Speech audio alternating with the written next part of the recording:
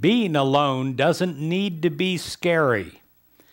People often speak about being alone as if it implies some kind of threat, and it should be avoided at all cost. But you know, there are circumstances in our lives that can only be handled properly after a time of solitude.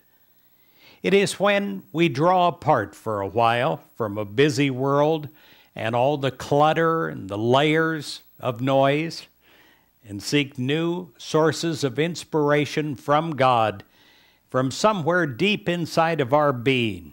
We hear that voice, the creative voice of God, speak and answers our problems with great clarity. Being alone need not be loneliness. The noise and confusion of life, they're layers of clutter on top of the silence that is always with you. In John 14, verse 27, it says, "Peace I leave with you." Well, let us know that it is accessible to us today. God's peace, it's a foundation of our mind. And it can be found, it can be tapped into, it can be harvested. It sometimes needs a spiritual archaeology inside of us, but we find it. And we find, when we find it, great peace of mind. If you ever feel absence from God's peace in your own life, it is because you lack an awareness of peace. You think that perhaps it's not with you right now, but the peace of God is still within you during those times.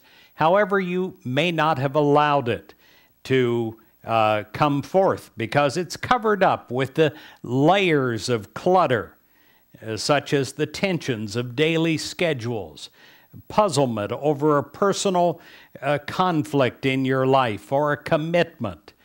And when you get that way, the mind becomes agitated, and whenever peace of mind is shrouded by the layers of clutter, you can begin to clear them away by going apart for a while and sitting in the silence of prayer and meditation.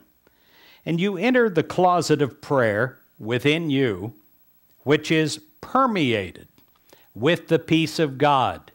You begin to feel it, and after a time of solitude, you will be different.